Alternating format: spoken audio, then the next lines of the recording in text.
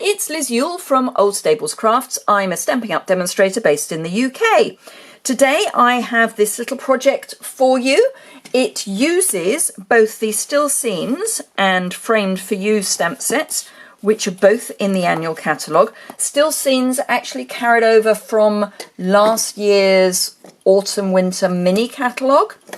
So we've had this one for a while. This one is new. It was new in the annual catalogue. So I thought I'd put the two together, and I've made this little card. Now I have done some prep, but not much. So let me start by stamping the frame, and then I will, actually I'm going to start by stamping the picture because I need that to dry just a little. So I need my Memento ink pad. The reason I need it to dry is because I've used some very pale stamping blends, so I want to make sure that my Memento ink is absolutely pristine dry before I start trying to colour. So let me just stamp this down, and then I will tell you how I've cut it, or rather what I've cut it with, and we'll go from there. So that's our lovely image, and as I say, that needs to just sit and dry a little while we stamp our frame. So the frame fits quite nicely with these layering squares dies, and that's the oh dear, my brain has gone. So I've also used a layering square for this. Let me just get this inked up and stamped, and then I will show you how I cut the frame, although I have done a bit of a Blue Peter and prepared one earlier.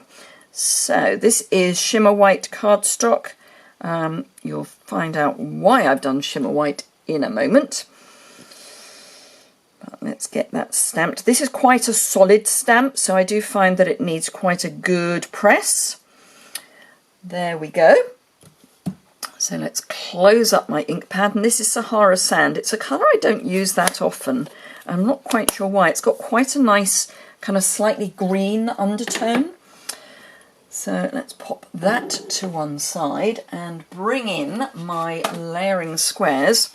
So to die cut this, I used 9 and 5. So the very largest and the 5th from largest. So if I count from the smallest, so this is number 5, and I've stuck them together with washi tape because that's the size I need for the frame. And then this is what I used for our house piece, and this is number 7 by the look of it. I say number 7.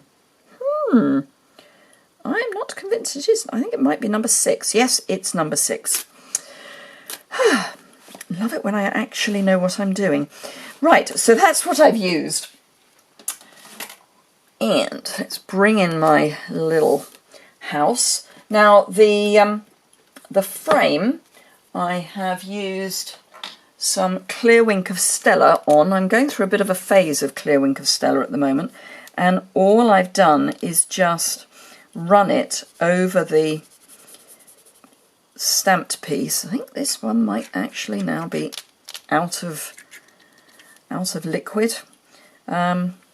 Fortunately, I've already got one prepared, but all I'm doing is adding Wink of Stella to the outside frame, and then when that's done and fully dried, this is what we get once we have die cut it, and it's all lovely and shiny, which is what I want. Now this is very slightly smaller, so that's going to go like that on my card, and it's going to go flat on my card, so this is actually going to be quite easy to layer up.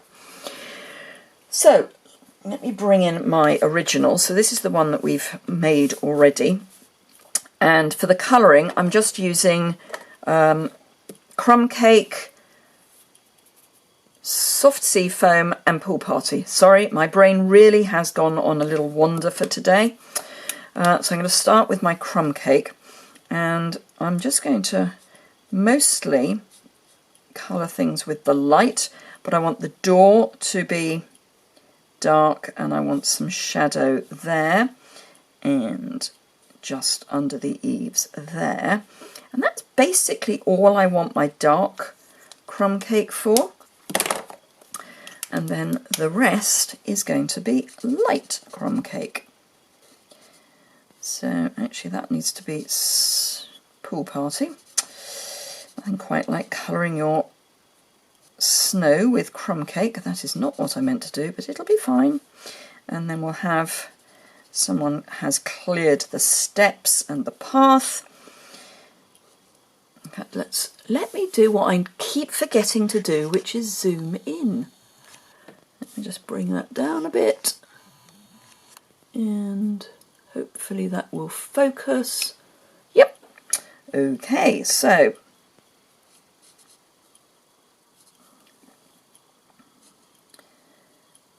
basically everything that is side of house I'm doing in crumb cake, either with or without dark crumb cake.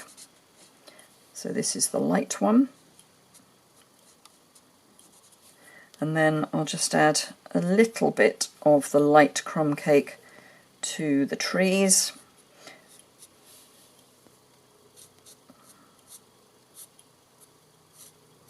Don't need much. I'm thinking of them as basically being covered with a bit of snow.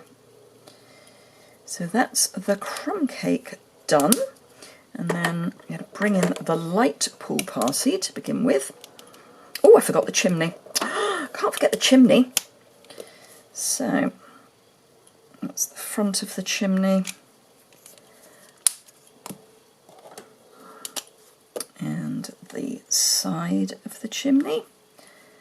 And then, although it obviously wouldn't happen if you've got a fire in the grate, we're going to have snow on top of the chimney. But let's face it, if there was smoke coming out of the chimney, it would probably be warmer, and therefore you wouldn't have any snow on the top of your chimney.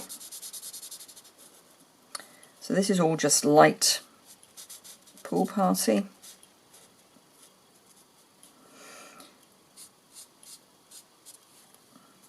And then I'll add a little bit of the dark pool party where I think there's going to be shadow.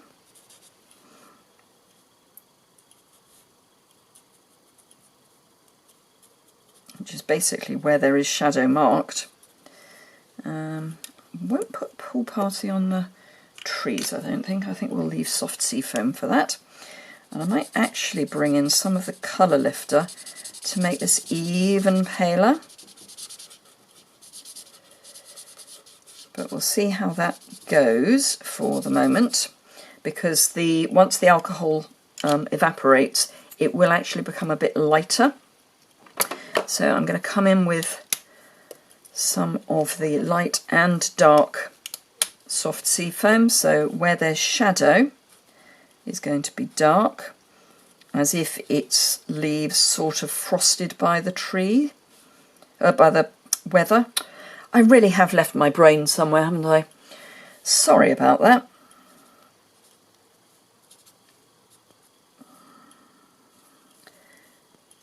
So that's the dark, that's the dark. Dear oh law.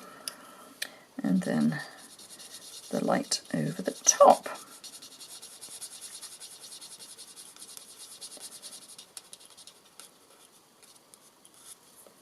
And some down here as well, need the dark back in. Actually I probably don't, because we've got the shadowing anyway, although, no, I think we will. We'll go for a little bit of shadow too. And I am just going to grab my colour lifter just to lift that all a little bit.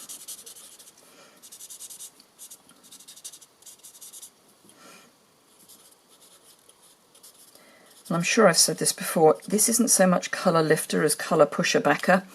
It actually pushes the alcohol further into the paper and it takes the colour with it. So let's just add a bit more colour there, and then I'll go over it with the colour lifter, which again will soften it all a bit. I'm going to come in with the fat end. There we go. So let me, can you see that? And if I flip it over, oh no, you can't, because they're pale colours, you can't really see, but the colour, where I've had the colour lifter, it's actually pushed the colour back. So let me, whoops, wrong way, just for a change. Let me come back out, there we go. So I have already got cut some of the Snowflake Splendor paper, and this is one of the watercolour washes, which are fantastic. It's almost like they've got frost on them. It's the sort of look you would get if you used alcohol on ink. So I'm going to attach this with some, if I can find it, stamping seal. Oops. Stamping seal and dirt, apparently.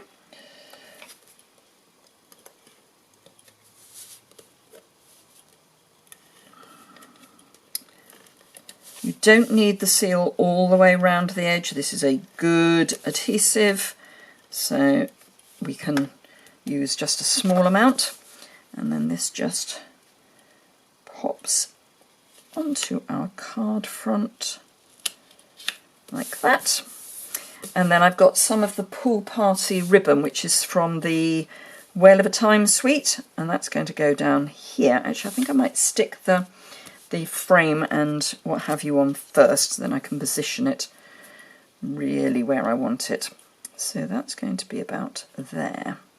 Okay, so what I'm going to do is just grab a pencil, because I want this to be reasonably square within the top space. So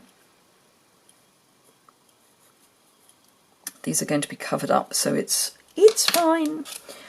So I'll just grab some liquid adhesive, which gives us that little bit of wiggle room that is quite useful when you want something in a precise place. So I can then pop that there and line it up at the bottom.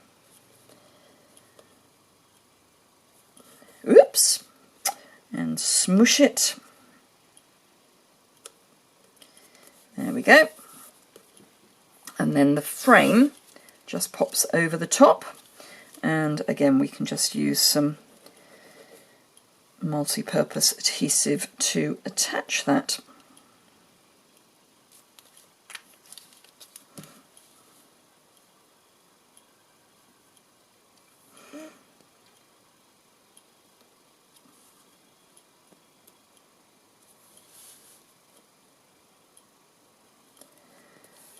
And press it down. In fact, what I will do is just pop that there for a moment whilst I grab my corners. These are from the Old World suite. I've recently invested in some stackable pots for all my embellishments, because then they take up less space on my desk, which is always a plan. And I need some glue dots. So all I'm going to do is expose my glue dots and attach a glue dot to the back of each of the corners.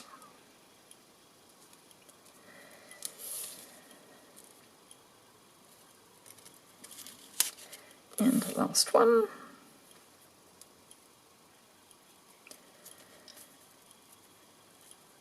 There we go. And then we can just pop these. I'm actually popping them inside the shimmer white, so they are literally on the corner of the frame rather than on the corner of the shimmery white. That was a design choice.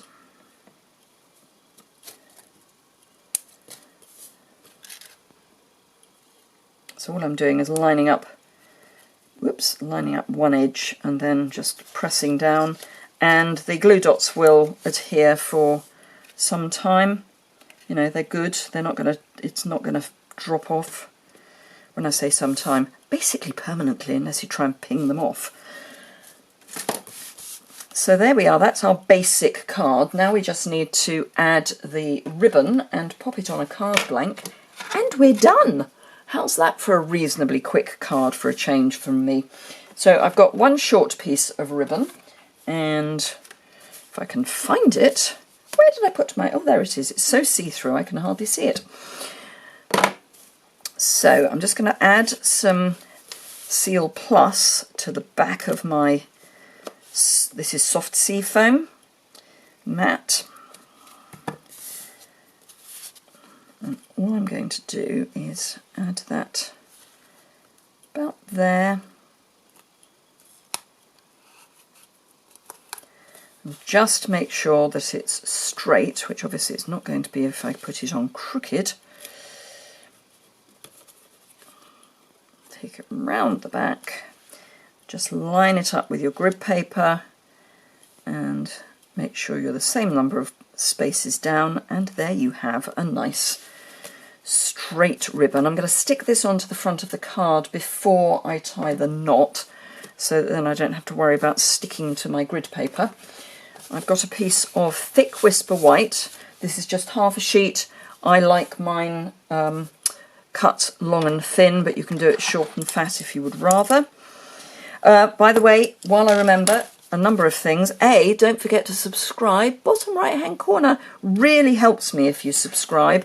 YouTube like activity on a channel, and then they promote it. So the more activity, so likes, comments, subscribers, the more it gets promoted, and that means I can bring more videos to you. So if you don't already subscribe, I would be thrilled if you would. And then obviously if you would like to give it a thumbs up if you like the video and the project, that would be even better. And leave me a comment if you wish. Let me just press that on the back. There's a link in the description bar to my website where I'll have more photographs of the project and also a list of all the supplies that I've used. And if you're in the UK, I would be absolutely thrilled if you would choose to shop with me. So let me, and of course the designer series paper is on sale at the moment. Just saying, 15 packs of designer series paper with 15% off. So this is a great time to stock up on your designer series paper. In fact, I've worked out that if you want all of the packs of paper with the exception of the In Good Taste, which is the larger pack, I mean you can have that one obviously, but if you put the 14 packs of paper that were originally $10.75 in your starter kit, you would actually, instead of paying £9 something for each of them, you would pay just literally just over £7 for each, because you'd only pay £99 for your starter kit, and you'd get free postage. And then you get 20% off until at least the end of April. Yay! In fact, you get at least 20% off. Depends on how much you buy and how much you sell. You may get more than that off. And you don't even have to run classes or any of that sort of stuff. You can just join for the discount. Right, so there we go. There are our two really pretty little scenic cards. I hope you have enjoyed them. If you do, please give them a thumbs up. And as I say, subscribe by hitting the bottom right hand corner. There's the link, it's the associated blog post, which will take you to my website with close-up photos and the supply list. And of course, if you would like to either shop or join my team, I would be thrilled. Thank you very much indeed. Have a fantastic week, and I look forward to seeing you again very soon. Bye!